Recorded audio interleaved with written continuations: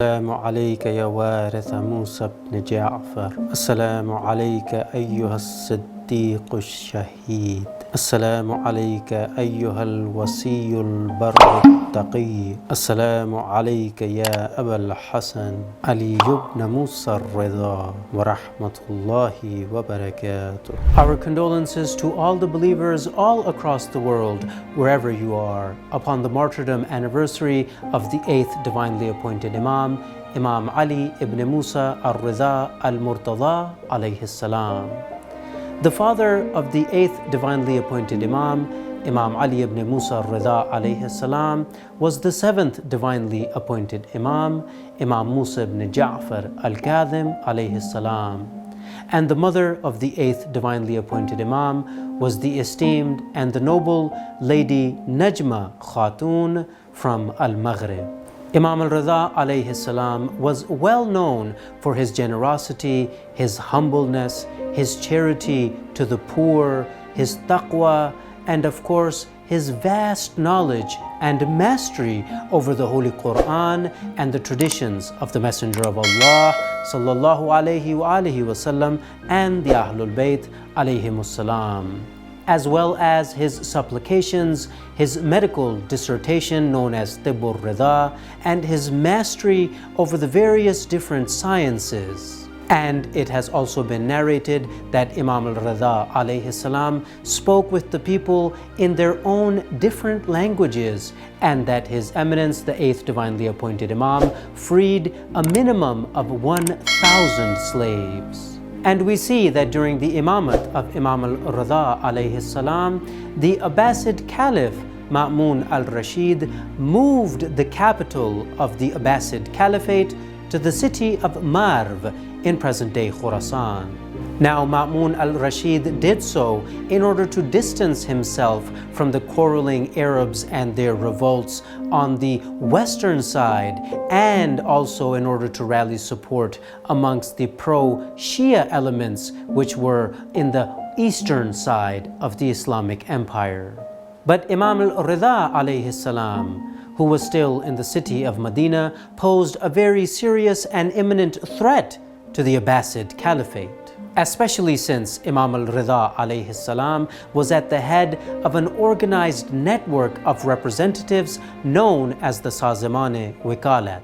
This Sazemane Wikalat was a network of representatives that ran the economic, political, cultural, social, and religious affairs of the Muslims all across the Islamic world, and it was all under the guidance and leadership of the 8th divinely appointed Imam, Imam al-Rida alayhi salam. And so in order to keep strict surveillance and a close eye upon the divinely appointed Imam, Imam Ali ibn Musa al-Rida alayhi salam, the Caliph Ma'mun al-Rashid forced Imam al-Rida to come and move to the city of Marv. And so the plot of Ma'mun al-Rashid was to force Imam al-Rida alayhi salam into becoming his Wali Ahad, his successor. And this was done so that by taking up the position of the Wali Ahad, the Imam would have consented to and accepted the illegitimate rule of Ma'mun and the Abbasid Caliphate. An old trick, but with a new face.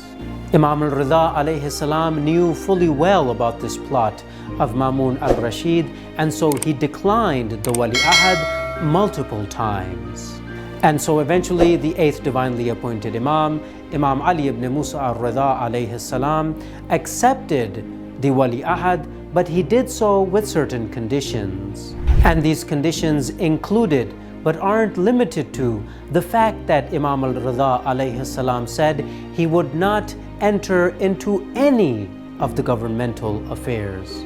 And thus, in this manner, the Imam in no way gave any credibility to the caliphate of Ma'mun al-Rashid and the Abbasid caliphs in general.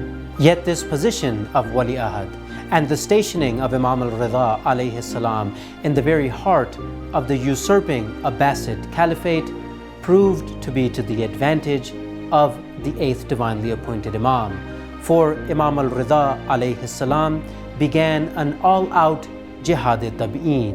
And this Jihad-e-Tab'een was conducted by Imam Ali ibn Musa alayhi salam via great debates with great court judges, debates with Christian scholars, debates with Jewish scholars, debates with atheists, and debates with the Zoroastrians and the different theological and jurisprudential schools of thought and sects of the Muslims. Debates in which Imam al-Raza alayhi salam was always overwhelmingly victorious.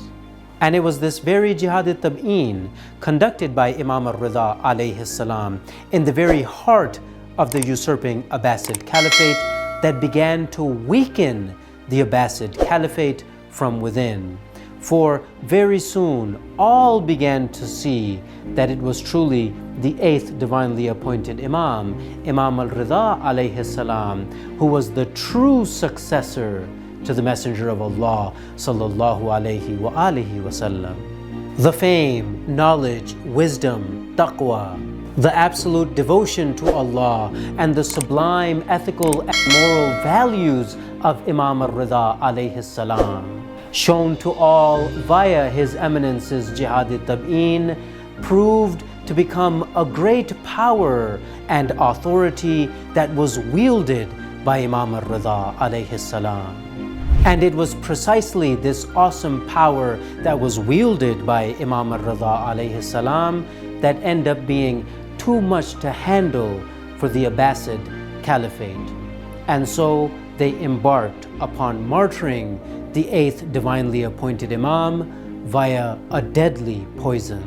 And here towards the end we humbly bring forth a tradition which is found in Hayat al-Imam al-Jawad, which describes just some of the beautiful characteristics and attributes of the eighth divinely appointed Imam, Imam Ali ibn Musa al-Raza alayhi salam. And since we consider ourselves to be the followers of Imam al-Raza alayhi salam, we must think deeply and reflect, how near or far are we from these qualities of our master, Imam al-Raza alayhi salam? The narrator narrates, I have never seen nor have I ever heard that there is a person more meritorious than Abu al-Hasan al-Raza alayhi salam. He never turned away from anyone, nor did he ever interrupt anyone, nor did he ever refuse someone to do them a favor if he was able to do so, nor did he ever stretch out his legs before an audience, nor did he ever lean upon something while his companion did not, nor did he ever call any of his servants or attendants a bad name, nor did he ever spit or burst out into a loud laughter. Rather, his laughter was just a simple smile. And when he was ready to eat, he seated with him all his attendants, including the doorman and the groom. He slept only a little at night. He spent most of his nights from beginning to end either in praying or reciting the Holy Quran. And he did abundant charity, most of which was done during the dark of night.